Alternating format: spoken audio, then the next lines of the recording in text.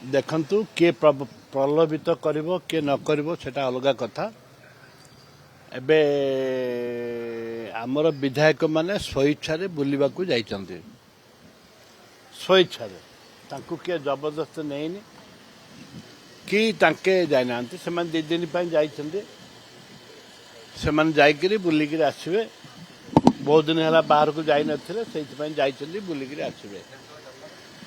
ବିଧାନସଭା ତ ଆମେ ତ ଅଛୁ ନା, ଆମେ ବି 4 ଜଣ ବିଧାୟକ ଅଛୁ। 9 ଜଣ ବିଧାୟକ ଯାଇଛନ୍ତି, କୌଣସି ଆଇନରେ ରାଜନୀତି ଅଭିସନ୍ଧି ନାହିଁ, ଯାଇଛନ୍ତି ବୁଲିକିରି ଆସିବା ପାଇଁ। ପିସି ସଭାପତି ନେଇକି ଯାଇଛନ୍ତି ତାଙ୍କୁ ବୁଲିବା ପାଇଁ। ପିସି ସଭାପତି ଯାଇଛନ୍ତି, ନିଜ ସାଙ୍ଗରେ ଯାଇଛନ୍ତି। ଆମେ ସିନିୟର ବିଧାୟକ ମାନେ 4 ଜଣ ରହିଛୁ। ରମେଶ ଜେନା ଯାଇନାହାନ୍ତି, ଅଛନ୍ତି।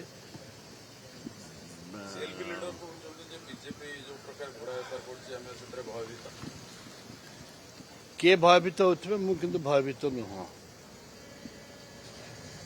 ଆମର ବିଶ୍ୱାସ ରହିଛି ଆମ ବିଧାୟକଙ୍କ ଉପରେ ଆମର ବିଶ୍ୱାସ ଅଛି, ସେମାନେ ଘୋଡ଼ା ବେପାରକୁ ହେବେନି ଏବଂ ନିଜ ଦଳର ନିଷ୍ପତ୍ତି ଅନୁଯାୟୀ ସେମାନେ ଭୋଟ ଦେବେ।